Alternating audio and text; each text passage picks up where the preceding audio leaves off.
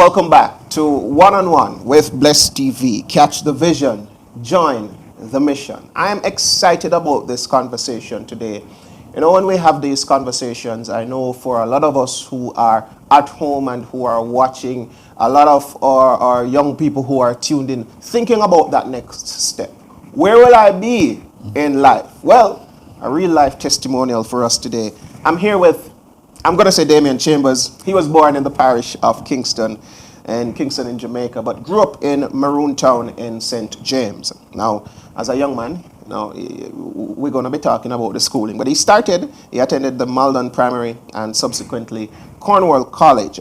He completed his undergraduate studies at the Northern Caribbean University and completed his Bachelor of Arts degree in Religion and Theology. Pastor Chambers, good day. Welcome to One on One. Thanks for having me. Forsyth, good to be here. You know, in our interviews, we would go in a very chronological order. But let me jump to the end. Where are you now? Yeah.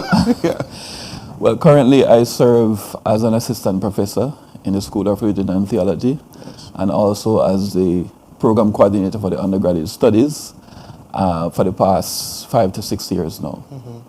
All right, so somebody is watching and say, all right, that is good, but how did you get there? Where did you, tell me about your start. It's a long story. Yes. As you mentioned, I grew up in Maroon Town, St. James, with my 5 other siblings, yes, and 2 other adopted brothers and sister. With my mother, my mother was a single parent. Even though my father lived in the community, they never lived together. Yes. So, you know, when she needs stuff, she'll send us there and so on. But she herself parented us for the most part. I'm the third of 6 children. Okay. And, growing up, I went to Cornwall College, which means I passed common entrance. So I was seen as the quote-unquote bright one. Oh, okay, in the family, Yes, yeah. I actually skipped grade 5. And so I was in high school at a very young age. But it was tough because, again, my mother working minimum wage, yes, and 6 of us, lunch money every day, school fee to be paid. I remember the school fee was $100 for the first term at Cornwall. She paid the first one, but the other 2 she couldn't handle it. Lunch money was very sparse. And so on. So it was difficult. At one point, matter of fact, she had me living in Montego Bay for a year, yes, when in 3rd form, but she had to revert that. And at some time contemplated moving me to a different closer school. But God would have it that I was able to complete and to be successful in my CSEC. All right, so from there, what was the when you're looking at life, where you would want to be at that time? Cornwall College, thinking, yes, about the next step. What did you want to be? Yeah, good question. I wanted to be an accountant. Yes. So I did very well at accounts, got 1. When I went to Western Hills College, I did business administration, again in the field of accounting. But then I also developed a love for computer science. That's right. Believe it or not, for all my years in high school, I had never seen a computer. Yeah, okay. Okay. Or I never interacted, yes, with one. But there's a book called Fundamentals of Maths that had some programming at the back. Okay. I saw programming and I became interested in it. So when I came to college and did Intro to Computer Science, plus my aunt, Dr. Grace Kelly, had a computer, a Hewlett-Packard computer. Yes. When I asked her to turn it on to let me see, she said, well, you go and find out how to turn it on. Yes. And I spent the whole night trying to figure out how to turn it on. Yes. Once I turned it on, that was it. I turned it upside down in terms of undoing it, fixing it, and so on. And so I developed a passion for computer, and I switched to computer science with business. Okay. Yes. Okay. So I was pursuing that as a bachelor's degree. You know, let me hop forward in the timeline a bit. You mentioned programming. I know some things that you have worked on. Tell me about some of those things that you have worked on and that are out. Oh, yes. Well, currently I build from scratch all the online giving platforms that are being used in the 7-Eleven Church in Jamaica. Yes. I built and currently maintain them. Yes. From entirely. There is no template that I work from. So that's one. I also built a Bible study app for the church. One of my first major project, I must say, first major useful project was a church management system. And back in 2012, it was a desktop version. It worked well to help me as a pastor to help with my submission of the treasury remittance report. Okay. And the church clerk's report. And then moving on from that, I built several websites. So for example, the websites for all the conferences in Jamaica, I built them from scratch and maintain them as well. So those are some of the major projects that I've completed. There are others overseas and so on, but those are my contributions right now.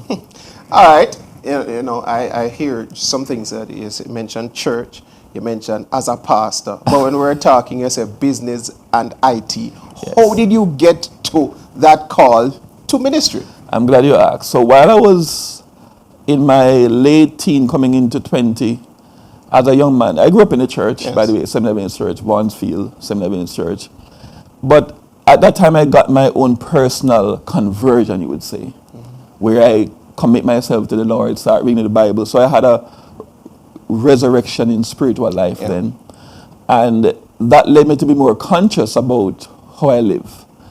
And I found myself spending an inordinate amount of time on the computer. I remember one time in programming 2 class, the teacher gave a simple assignment. And I spent 16 hours building something that I know the teacher herself couldn't build. Yes. And it became a spiritual crisis for me. I began to pray about it, asking the Lord, what is His plan? Because if this is what I'm going to do for the rest of my life, I can't manage it. So I remember I was sitting in church at NCU, and Dr. Denton Rowan, after presenting a sermon about Samson and vows, I started, I said, Lord, this is it. I have to get an answer. Yes. And in talking to the Lord right there, the Lord impressed on my heart that ministry is what it's going to be. I fought it tooth and nail, but I didn't have peace until I surrendered. And even when I agreed, I still went on the next fall to register for computer science courses. Yes, yes. And I remember I was right in the registration line. Back then, we wouldn't register online. We'd go to a physical place. Okay. And in the registration line, the Lord said to me, when I call you to ministry, I didn't say next year. I said no. Yes. And I said, Lord, okay. And I got up, went to Dr. Martin Anna, was a chair at the time, and say, I'm interested in doing ministry. And he was happy for me because he knew me back then. Yes. And interestingly, the courses that I selected at that time were the ones I was going to do towards ministry, because I was going to do a minor in computer science. That's the same. So God confirmed that. So that's where it all began, with studying for ministry. You know, let's do this for persons at home. Get a count and let's go. So tell me about some of the institutions that you have been. Let's start with Malden Primary. Some of the institutions that you have done courses with and degrees with. Right. So Cornwall College, again, high school diploma. West Indies College, I actually completed an associate degree in 1998 in business administration. Okay. When I came back, I started to do the computer science, but I accepted the call to ministry. I was actually third year in the bachelor's degree, but I decided to stop. Okay. Move on to the theology degree. I completed that and went into ministry.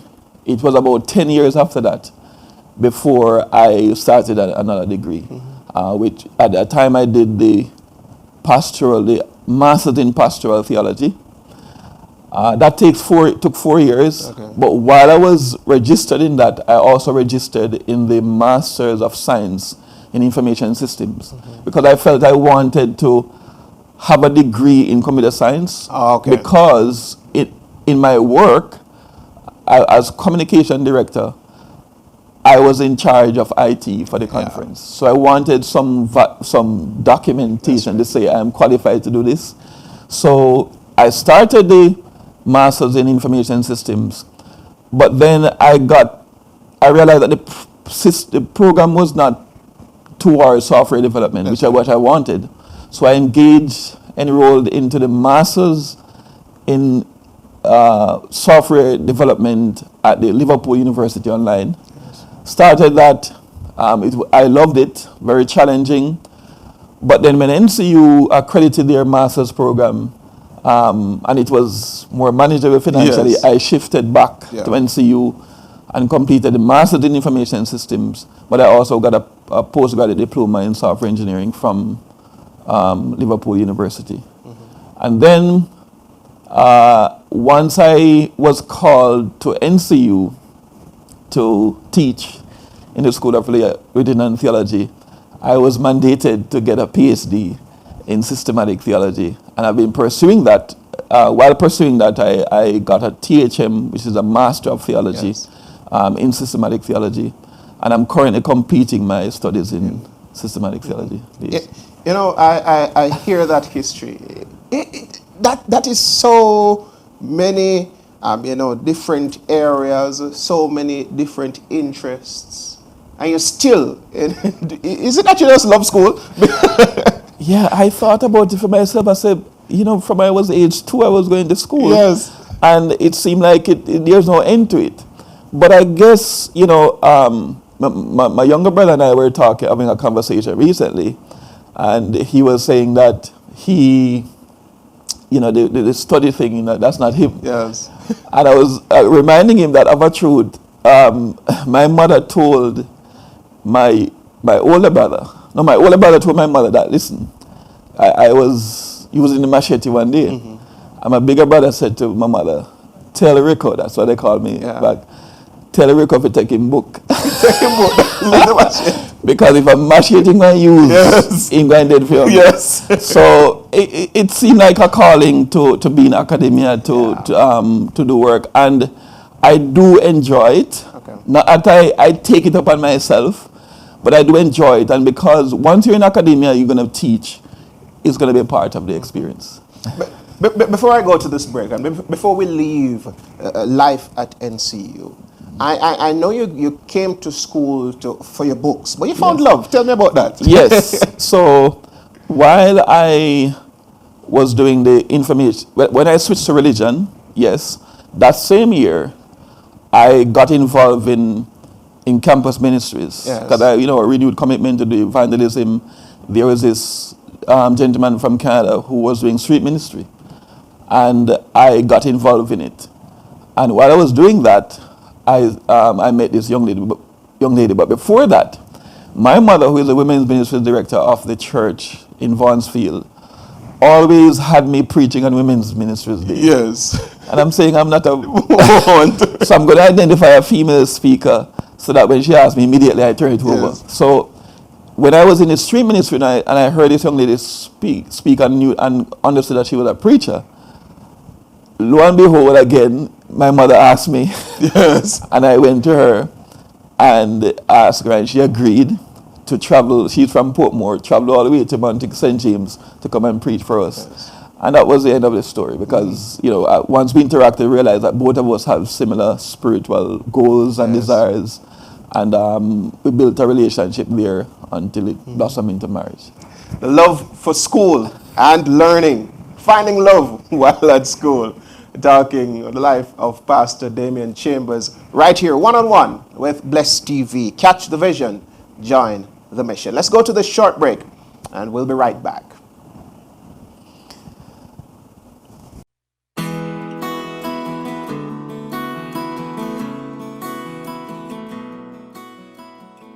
I am the true vine. Each I am statement in the book of John needs to be placed in its correct context to be fully understood. So for example, when he said, I am the living water, he said that to a woman who was thirsty. I am the bread of life to the group of people who are seeking food. I am the resurrection and the life to Mary and Martha who lost their brother. The context of John 15 verse 1 that says, I am the true vine and my Father is a husbandman. Every branch in me that beareth not fruit, he taketh away. And every branch that beareth fruit, he purgeth it, that he may bear more fruit. The context of St. John 15 verse 1 is that Jesus is about to leave the disciples in a world that does not love them, in a world where their religion is despised. And the arrangement that he has made to sustain them is that the relationship they will have with him is like the branch to the vine. He is their sustainer. He is the one who will give them life. And the fruit that they bear in their lives will be the evidence that Jesus is still alive. Just as how Jesus sustained the nation of Israel, he planned to sustain them through the true vine, which is not Israel, but Jesus. And so sometimes in the Christian walk, we might find ourselves going through trying experiences. We might find ourselves going through experiences where we are despised, where our motives are questioned. But Jesus says to you, I am your sustainer. I am your true vine.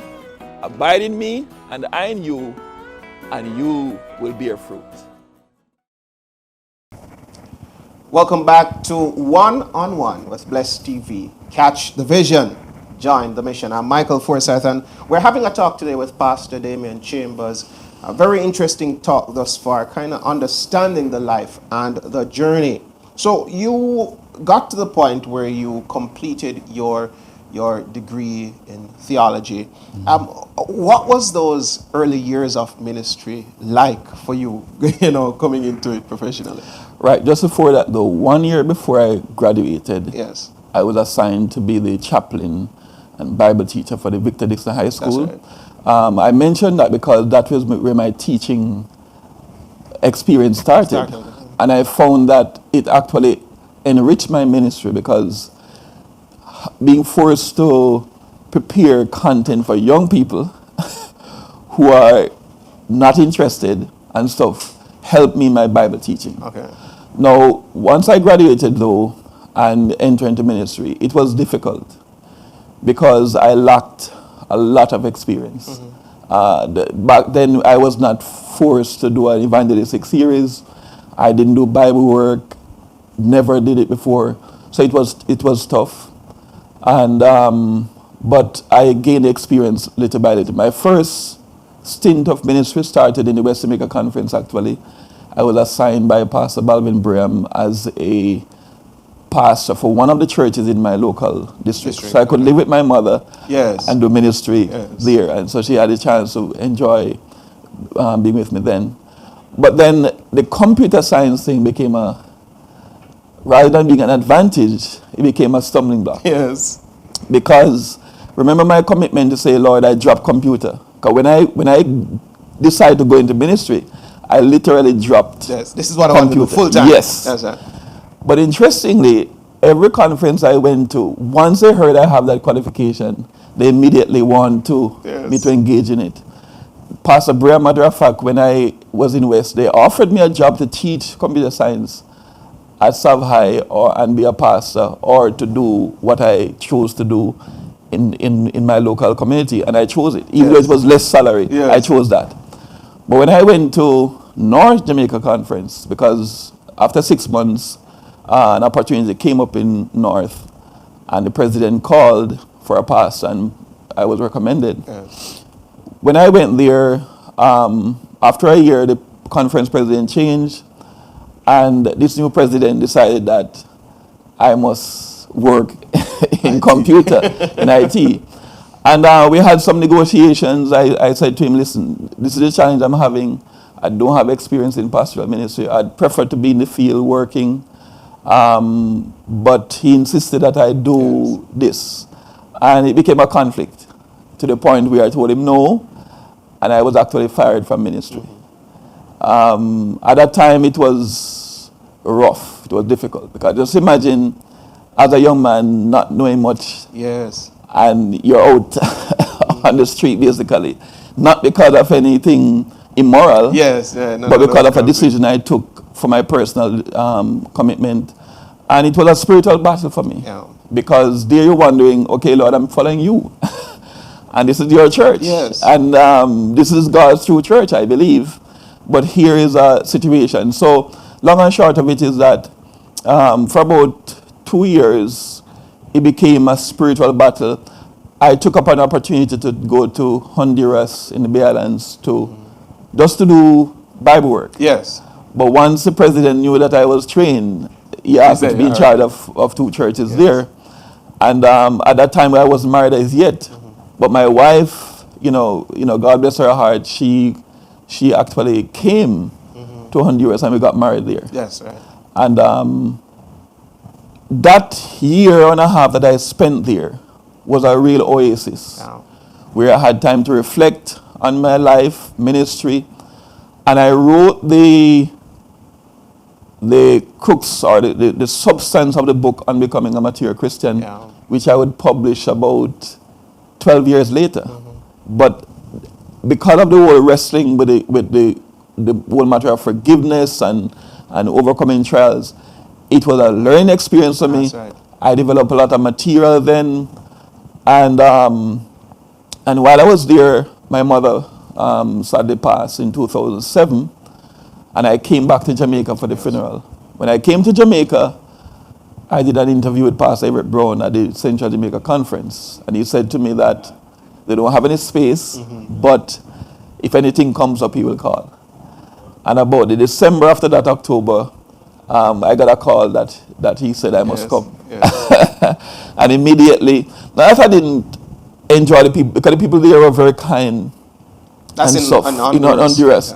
But it was a small place and I felt I couldn't grow to my potential there. So I accepted the call to come back to Central in 2008, and that's where it started back in Jamaica. So, communication director, I remember there, Yes. then you got another call to come to NCU. Yes, but I don't want to skip being at Central, because being a pastor there in Central with 2 districts, I did 4 years at Kitson Town, I did 1 year at Tent City, and a year at Clear Park has been an enriching experience for me, because all that contemplation I did while in the desert, so to speak, I had the opportunity to put it in motion and see ministry blossom and success in evangelism, in discipleship and all the areas.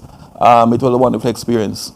Then I was called to be the communication director and other directorship in Central. While being there, because being a director, you felt, hey, this is something you're going to continue to do, or go back in pastoral ministry.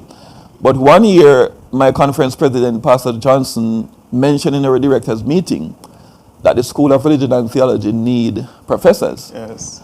So I said to myself, well, some of those senior men up there, before they retire, they need to go and take it up. Yes. I am young and so I have so much more, to offer. So I dismissed it. Yeah. But then about 3 to 4 months after that, a pastor came to me personally and said, listen, they asked him and he's not able to go. Yes. And when they asked him for a recommendation, he mentioned my name. And it's like immediately as he said it, there was this thing inside of me that, hey, you cannot resist. Yes. You can't say no.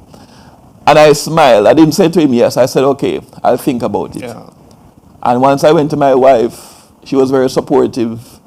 I called a few senior men who I trusted, and they said, well, they say yes. And I'm like, wow. But it was a real struggle, because I felt I was doing well in what I was doing. But then when I looked at the need, when I spoke with the union president about the need that's there and what's going to happen, especially the idea of doing a terminal degree, Yes. I accepted the call. Yeah. You mentioned the first book. Tell me about the second one. Right. So the second book, it's called Online Bible Instructor. Yeah. It came about because during the pandemic, knowing that I have the skills in both theology, evangelism, and computer science, I was heavily engaged in training the church on digital evangelism. And I was heavily involved in online ministry. I remember, over a 2-year period, over 100 seminars. And I realized the need for the person to have material. So I put that together and published a book to help persons in that area. Wonderful. We're hearing such a roller coaster of a life story. Right now, Pastor enjoys playing tennis, which I haven't played with you as yet, computer programming and also blogging. But we can see when there is a plan for the life, when God has a plan for you, despite the circumstances, stay faithful to Him and He will lead and direct your path. If you are at home right now and you are worried about the future, I would recommend you put your future in the hands of God and follow His leading. Pastor, thank you very much. Yes, man. This one-on-one with Pastor Damian Chambers right here on Blessed TV. Catch the vision, join the mission. Until next time, I've been Michael Forsyth. Have a great day.